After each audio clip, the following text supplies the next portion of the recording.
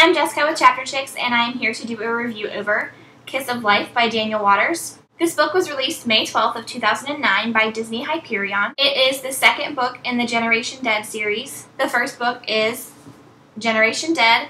The second book is Kiss of Life. And then the third and final book, as far as I know, is Passing Strange.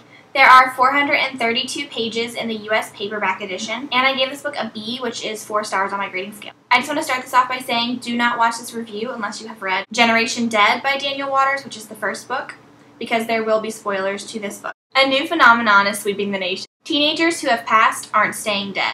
Scientists are struggling to come up with answers, the government is debating zombie rights, and the zombies are just trying to feel normal again. Phoebe Williams saw no difference between the living and the dead, and to prove it, she started dating Tommy Williams, a zombie and a self-advocator for zombie rights. But some people took it more seriously than her, and her best friend Adam had to dive in front of a bullet to save her life. Now she has a romantic interest in 2 boys, one who died for her and one she can't live without. Okay, so let's talk about the plot first. I just want to say that I read Generation Dead about a year ago, and there was hardly any recap in Kiss of Life. And it really kind of ruined the story for me because it switches perspectives between the characters, between some of the main characters, and I didn't even remember who half of them were, and it didn't really do a great job of explaining that, so I still don't know. After reading the whole series, I still don't really remember the full role that some of the characters played in the first book, and it really hindered the series and really hindered this book. One thing I loved about the plot, though, was the underlying message of segregation, because we are constantly dealing with segregation issues, constantly dealing with the rights of people who are different from the norm. And I'm kind of with Phoebe. I kind of think that it's like to each his own. Everyone should be able to do what they want to do. Don't put it on my doorstep if it's something I don't want to do.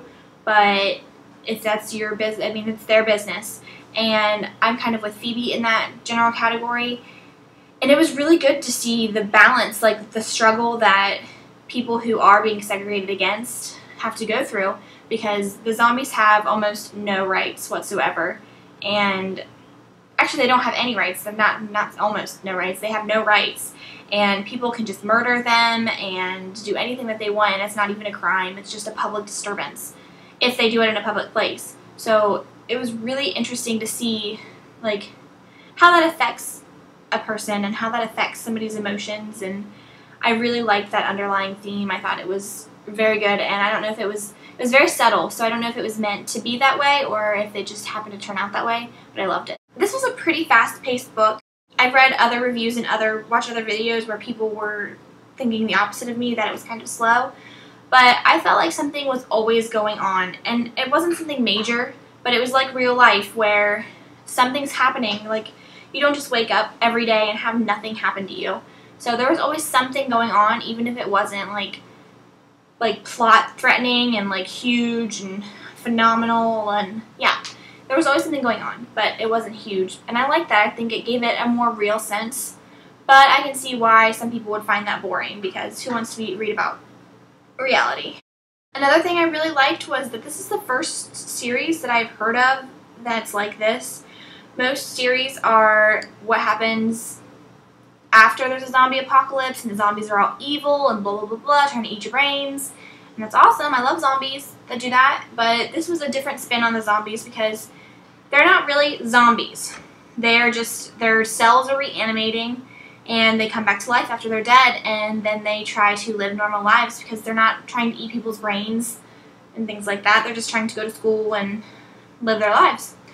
So I thought that was really cool because there's nothing like that out there, and it's really hard to come up with a new YA like creature, even though it's still really the same creature, something else. It's just a different spin on an old creature, and I love that. Okay, so now let's talk about the characters.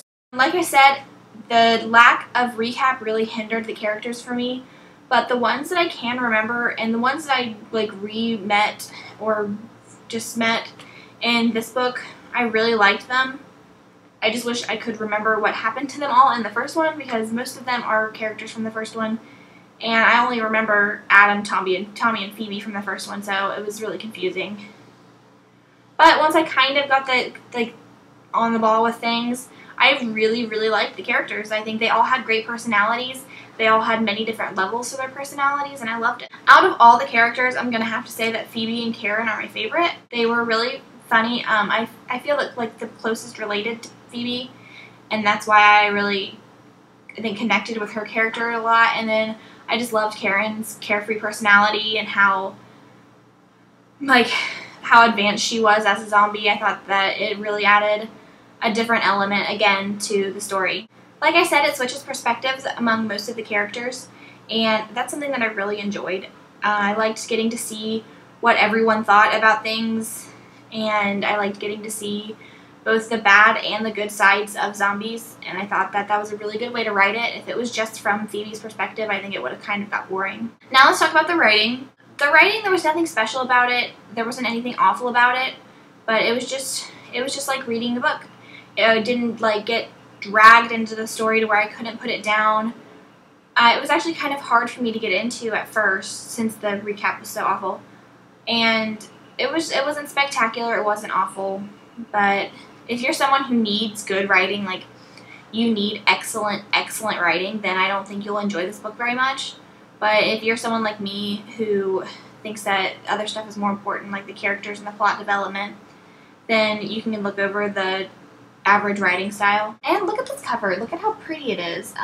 They are all really pretty, but I never really understand the covers. They don't really match the story, because I'm guessing this is supposed to be Phoebe because she's supposed to be like all goth and weird and have like black hair and be really pale and stuff like that. But then that would make this Adam, I think, and he's not a zombie, and he should be. So I don't know. I am Jessica with Chapter Chicks. This is my review over Kiss of Life by Daniel Waters, and this chapter was for you.